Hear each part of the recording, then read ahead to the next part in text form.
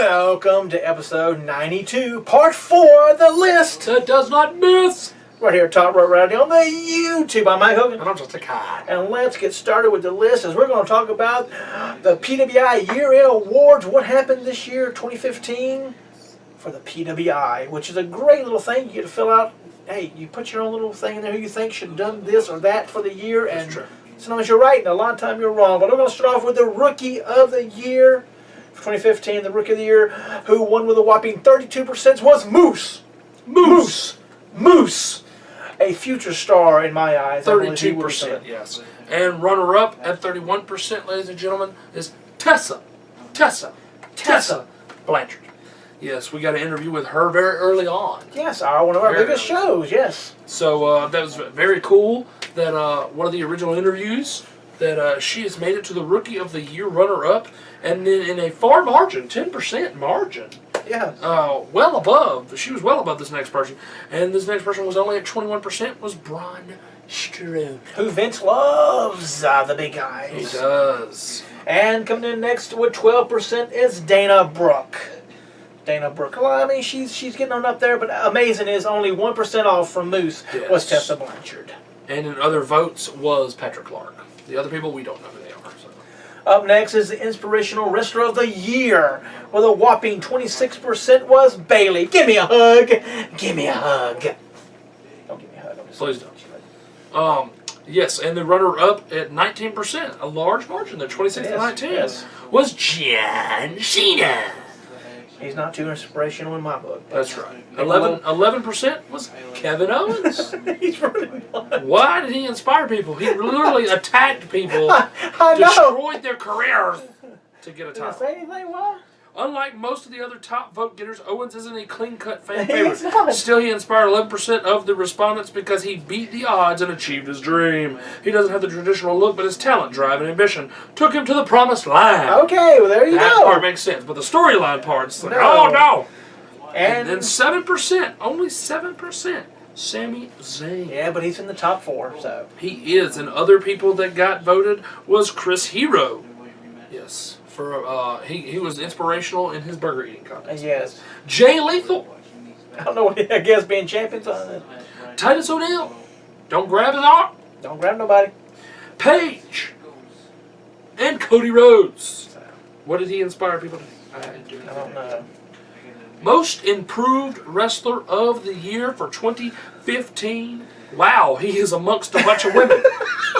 What does that Because say? he is a woman. 35%. The most improved wrestler is Roman Reigns. He's Vince's woman, so.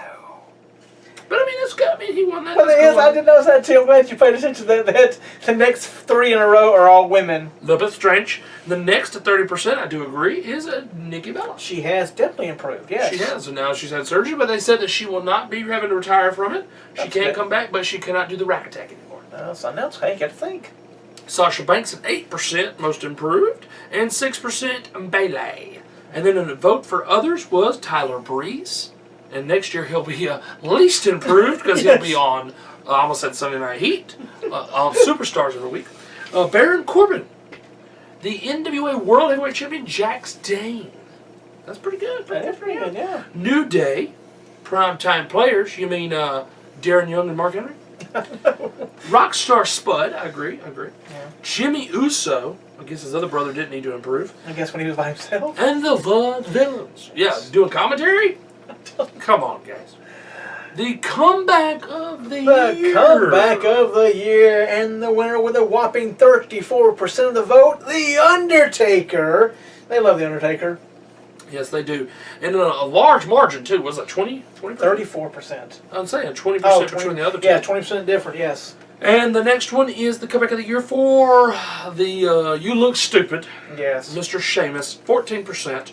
Roderick Strong came back, overcame a serious neck injury, and that was 9%. And then 8% won't happen again. No. That is Daniel Bryan. It said Bryan returned from his spinal injury, but just a few months later he was sidelined again, this time due to ongoing concussion issues. His story was inspirational, and he was settling into a groove as Intercontinental Champion, but was once again forced to vacate his title. Yeah. Vote for others, the other 35%, was the Dudley Boys.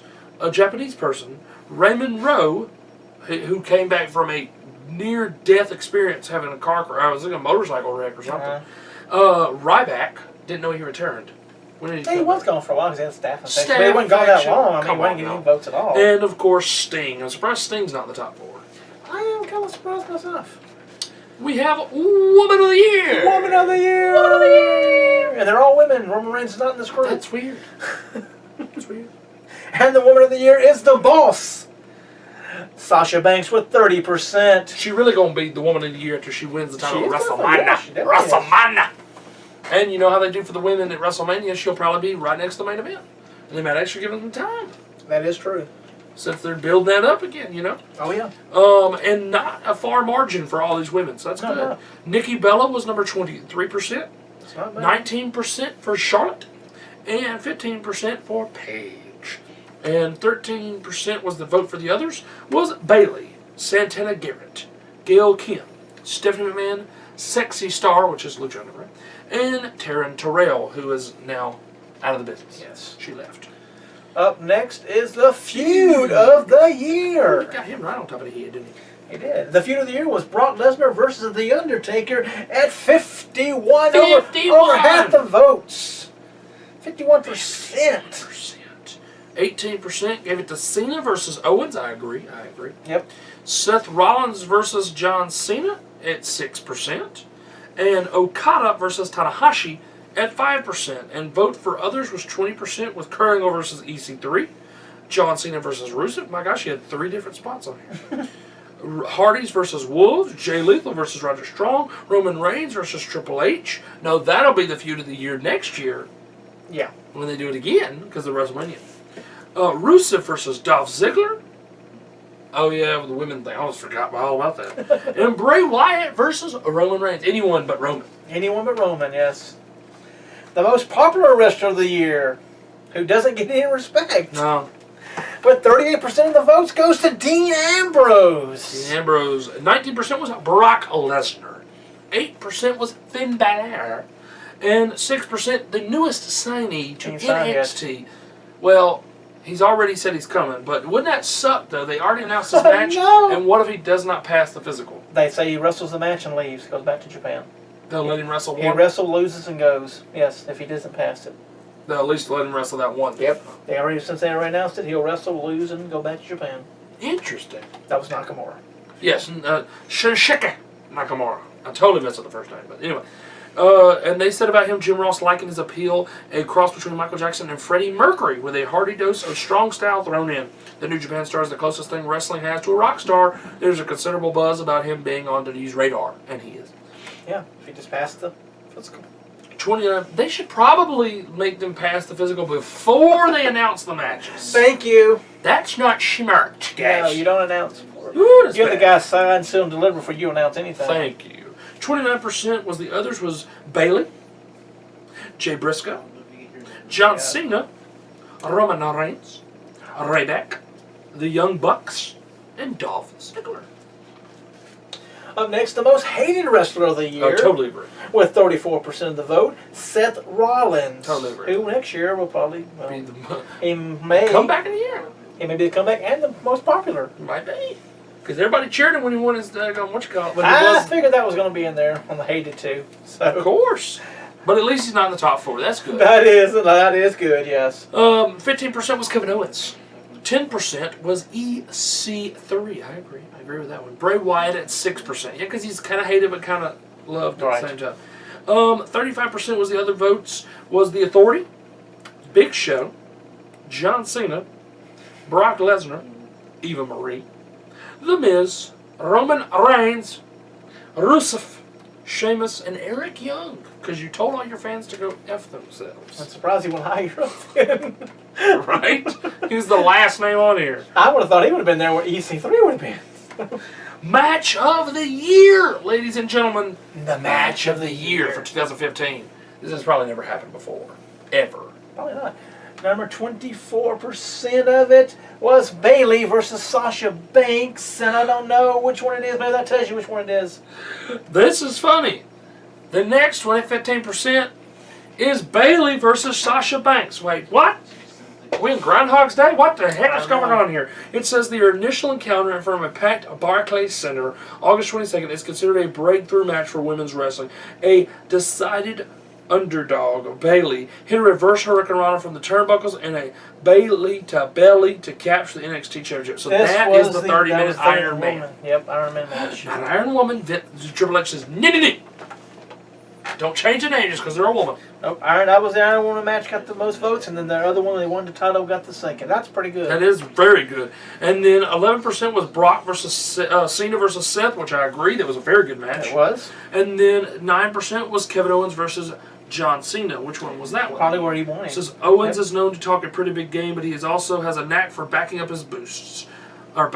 That's what he did at Elimination Chamber on May 31st, when he scored a clean pinfall over the heavily favored John Cena in a physical and intense battle. The 41% was vote for others. You had Tanahashi versus Okada. You had Nakamura versus Abashi. You had John Cena versus Kevin Owens again.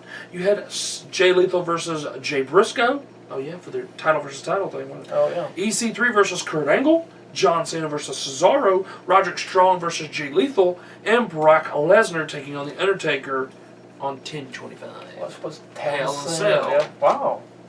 They didn't even make it all. The Tag Team of the Year, and this is the first time that each spot has somebody from a different company. Oh, that is crazy. And they hit by a large margin. Well, what can you say? Large margin. But 45%, oh yeah, the New Day, 45%. Almost more than half the votes there. Oh, that's crazy. It is. 15% was trying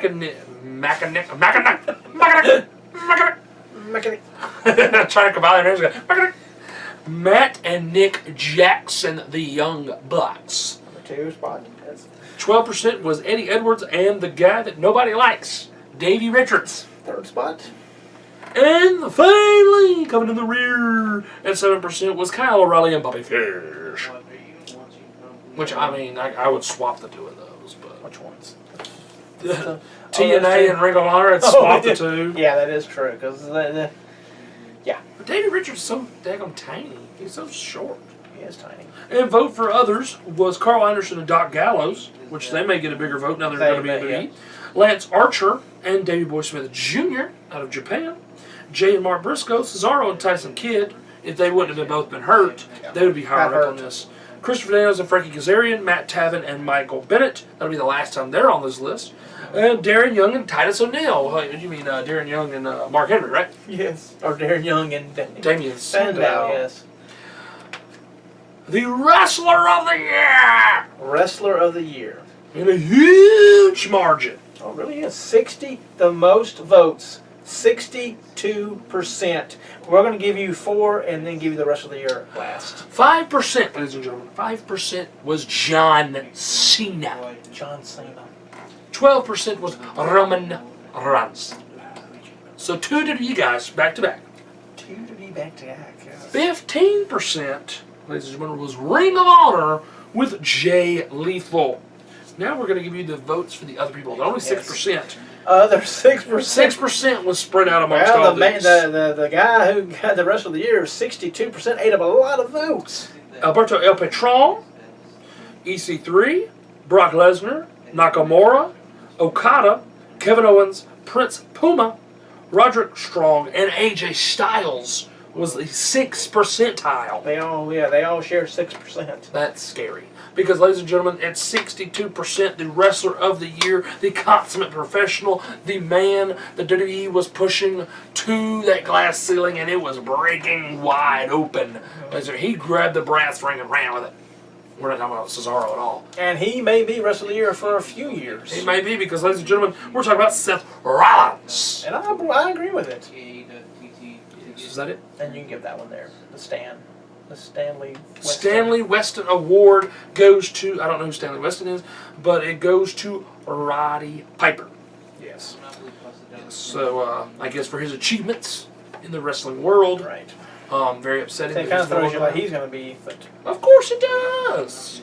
So that was it for that part. So we're going to talk about the 15 predictions of what WWE will look like in 2014. Cena will go to Hollywood. Hooray for Hollywood. That's right. John Cena has given his all to WWE for nearly 15 years. We appreciate it.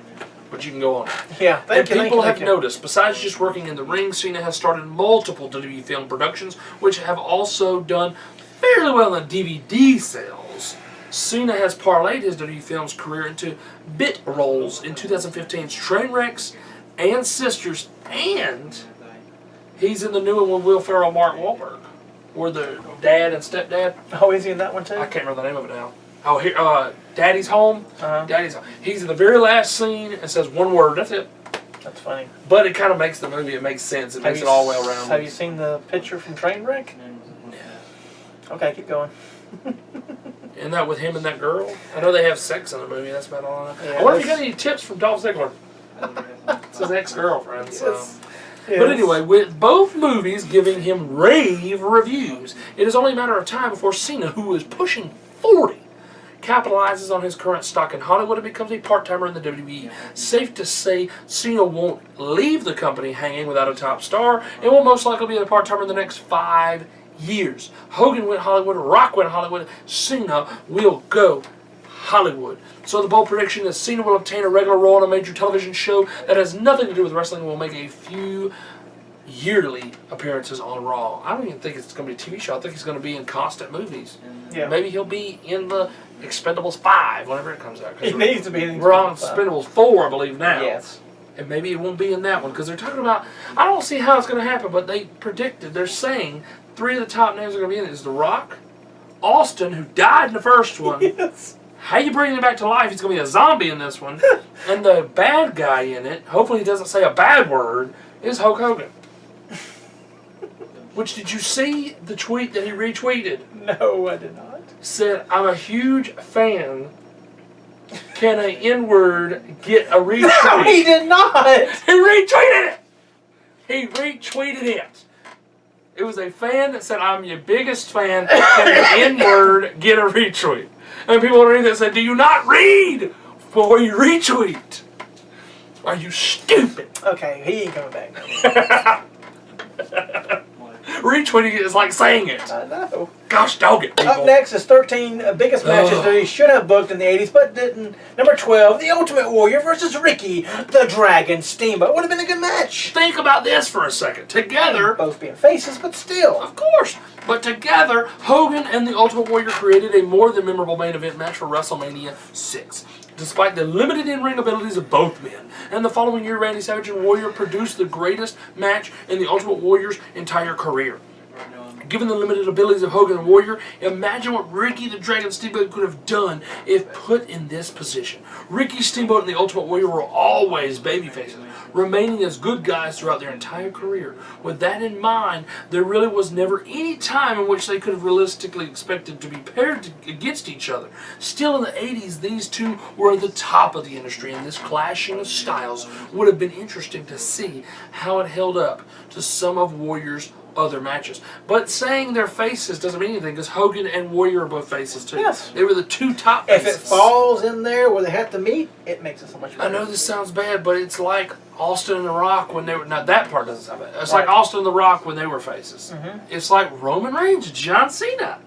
Yes. Roman Reigns and Dean Ambrose, which we're probably going to see that. So it's like the two top faces. Boom, there you are. So I'm not... I was saying it sounded bad because Roman Yes. and Cena. But 'cause I don't want to compare apples to oranges here, people.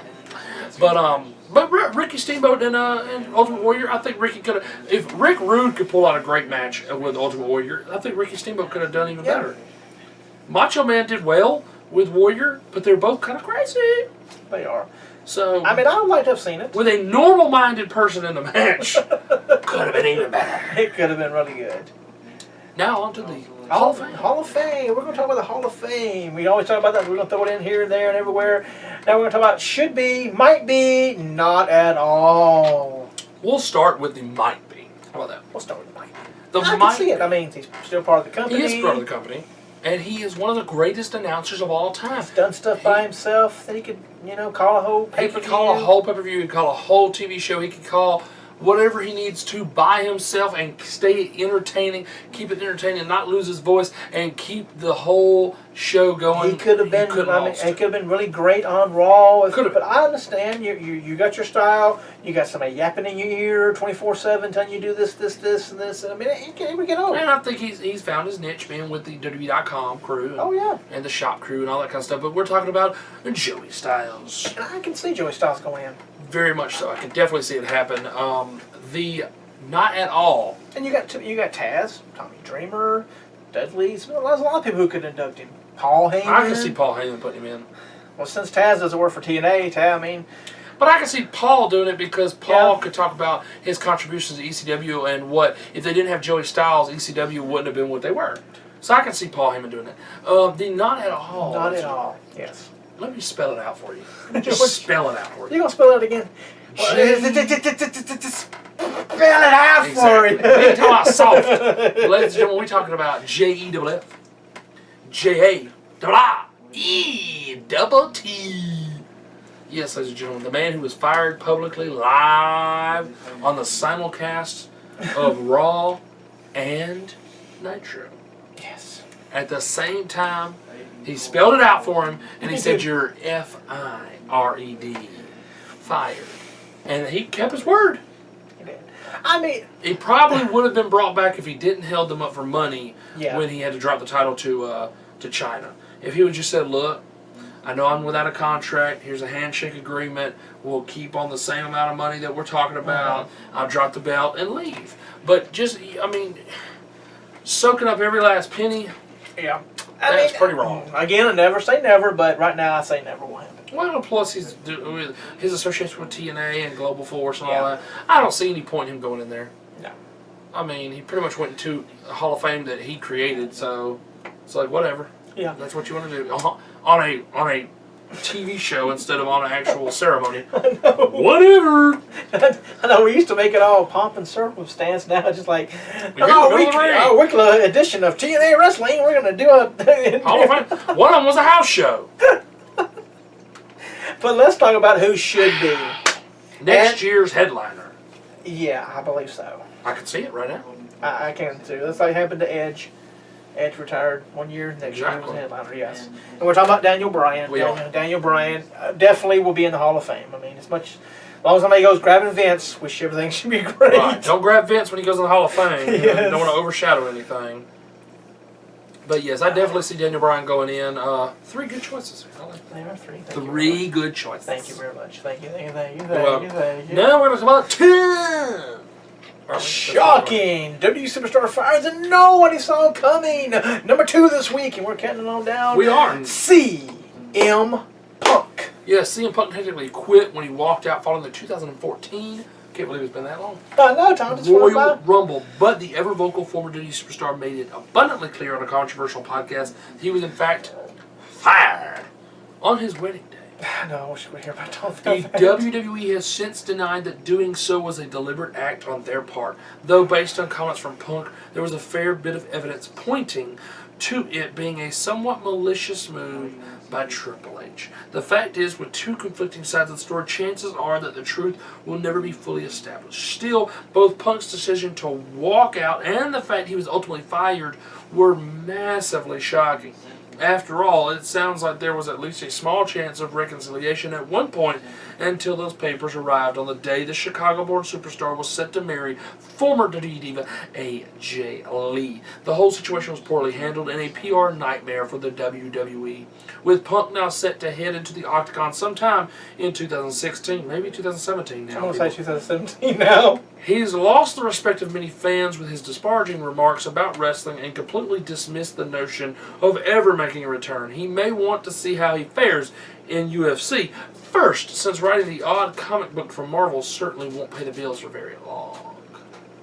Yeah, you understand that all the time. I do agree with that because, yeah, that's cool, writing the comic books and all that. And if if they need you bad enough, they'll let you, like with Brock. I mean, they let Brock do his own sponsorship stuff, like Jimmy John's, or whatever they're calling people. All this different sponsor stuff. So, hey, maybe you come back and they say, hey, you could do your own thing with the comic book stuff, and we don't have to have any part of it. And, You could do your own thing, but yeah, you definitely need to see how well you could fare in UFC before you start dogging other places. Yeah. Because you may burn too many bridges. Now, when you walked out, you quit. Regardless when they sent you the papers, you quit the company. You walked out. He did. No notice. You just walked out. No 2-week notice. To me, I don't care what day it is. I don't send it. I don't care if it's, I know this sounds bad, but if it's somebody had a funeral that day and you had to go to the funeral, guess what? You got the papers. It doesn't matter what day it was. It doesn't matter. It's true. It doesn't. Oh, I went to go get groceries and I checked the mail and I had papers. I was fine. I got groceries. Can you believe I had to get groceries and they fired me? They fired me on my wedding day. Come on. They left your wife hired on your wedding day, so that's true. They didn't fire her too. And they didn't do her bad. I mean, they didn't. They let her win at WrestleMania. Yeah. She got the pin, didn't she? They did. She shouldn't have, because she retired the very next night. Yeah, but they did not treat her bad. AJ was not treated bad, even though what Punk did. So. Because they ain't stupid. That would have been a lawsuit anyway. Yeah. I mean, after the fact, they let Nikki go in and beat her record. But hey. But that's not. I mean, that's also not doing her bad though. That's just saying, look, we're going on to the next person. And who will be the one they're going to get to break Punk's records? Right now, he's right there. Yep, unfortunately. On the current list, I mean, he's not going to be Bruno or nothing like that, but he's on up there. So. He's the longest reigning of this modern era. Yes, he is. Yep. Which I know that it's Rich Lamb. Yeah, know that he did all that, and then you let him have the title this long, and let AJ take it then. That would be nice, wouldn't it? The Georgia Bulldog, they call him. Did I hear that somebody posted that they're calling him the Redneck Rookie? Did they really call him that? Yes. Who said that? I don't know. I can't remember. Jerry Lawler? He might have. He's been a heel now? Yes. I'm like, okay, that seems a little too far, but number one, he's not a rookie. Right. He's got more experience than 90% of the roster. Well, Jericho cleared it up a little bit, He did clear it up. He's a rookie in the WWE. He's a rookie in the WWE, I get that. Just because you're from the South don't mean you call it redneck. But I know. I don't agree. I don't agree, but it's all right. Everything come out good for him. Oh, so far so good for him. Well, let's go. He lost one match and now he's getting buried apparently. Yeah, Jericho just buries people all the time.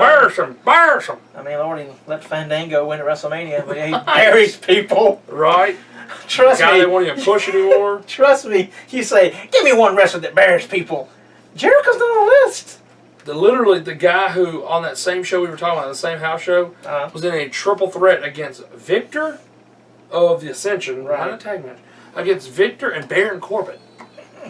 So, of course, you know who worked most of that match? They said Baron Corbin was out on the outside selling most of the time. I'm like, that weird? That is weird. Strange. I guess you gotta earn your chops on the main roster. I guess so. Speaking of chops, I'll show you something in the book in a minute when we get done here. Don't chop me in the chip. Well, and I'm gonna show you, not do it to you. Them days are past. But yes. Let's go ahead and let's list the 8 first set of superstars here for our March Macho Might be the biggest set. It's pretty big. It's pretty big names. There's 3 more sets coming here, so wow.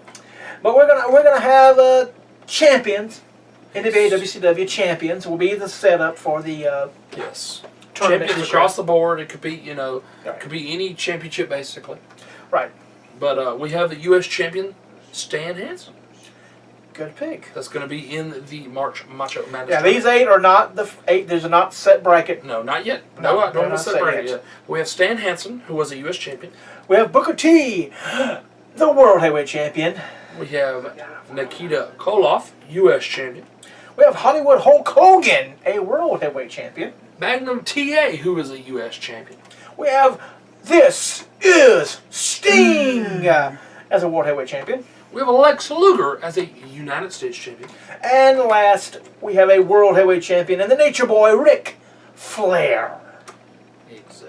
And next time we're back here in 2 weeks, we'll have another set of 8 as we build to the 32 superstars in our March Macho Madness tournament here at Top Row Rally, because it was time. I mean, it's been a few weeks since we had a tournament. And when March comes around, we have to do the March Macho Madness tournament. Always do the Macho tournament. So that's it for this week. Like I said, we're going to be off next week. But next time we're here... But if you want to see me, come to the Pensacon. That's right. Buy a hat, buy a shirt, buy a beanie, buy a cards, buy this. DVDs. Hey, whatever he has, buy one of everything. One of everything. But next time we're here with you, right here at Top Road, we're going to have some more ringside news. Oh, goodness. Well, 2 weeks worth. 2 weeks worth. Oh, my goodness. What could Ain't no telling happen? what can happen. Don't grab nobody's arm, though. No. In the meantime. We're going to do the pay-per-view review of WrestleMania. We're going to do 14, 15, 16, and 17. We're going to talk about, like I said, we're going to talk about all of the WrestleMania matches we talked about. And some of the rumors could be true by the time we meet up again. Could be. We'll have the number one shocking firing for the WWE that no one saw coming.